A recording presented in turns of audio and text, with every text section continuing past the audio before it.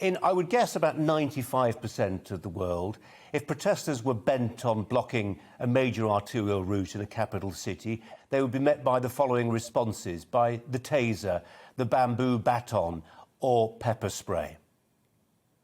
Absolutely, Colin. I couldn't agree more with all the points you made in the Brazier point.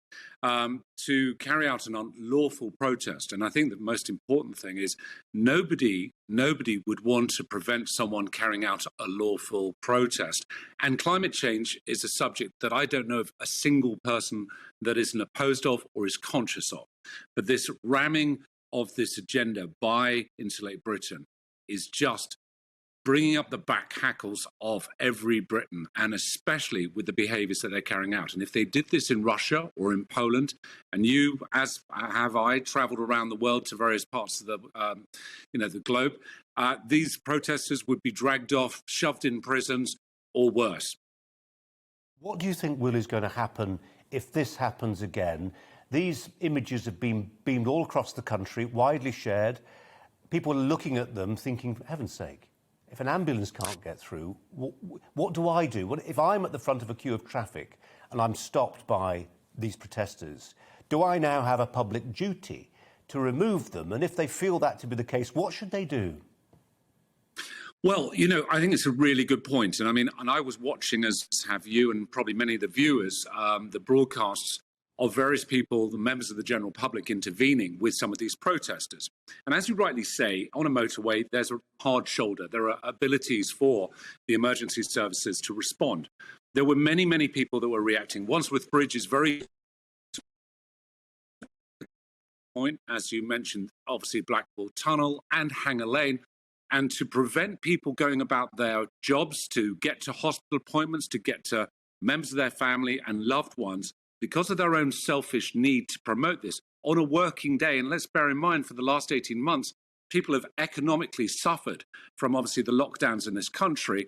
Why they're not doing this on the weekend and forcing their point rather than doing it on a weekday, and especially a Monday, I think actually of the footage that I've seen, members of the public have been amazingly restrained. And I think, as you very rightly made in your Brazier point, the cameras on people's phones work both ways. And although I do not condone violence, I do totally comprehend that certainly those members of the public on Wandsworth Bridge, dragging the protesters off in the absence of the police doing anything, I am not entirely surprised.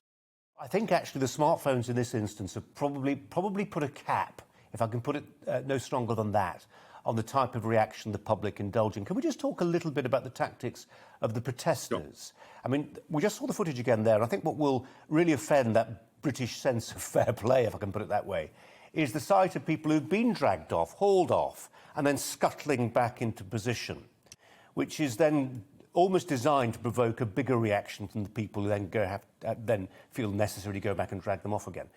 What are they trying to do with their tactics? I mean, clearly they go limp. They want to create a dead weight. What's their game?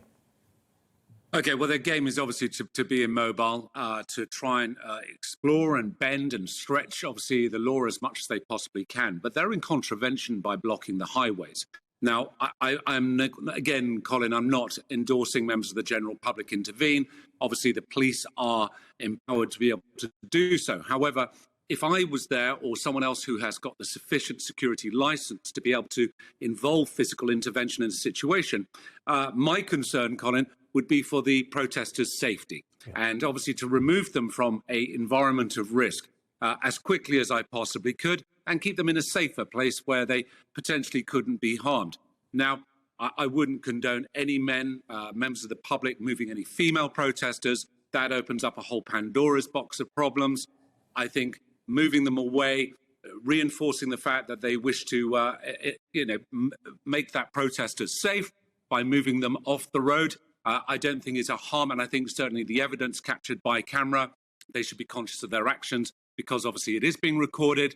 But again, these just cockroaches scuttling back onto the road, it's never really going to achieve a great deal. I think one needs to select restraint, good measure, and reasonable force. Again, anything which is excessive is never be looked at favourably by the police when they do turn up. But I think there are some serious questions for the Metropolitan Police. As you said, Colin, you know, the YouGov poll that was carried out, I believe, today showed that 43% of the general public do not trust the police. Now is the time, with their morale at its probably lowest, in light of so many recent horrific incidents, that they need to show that we can count on them and we can rely on them.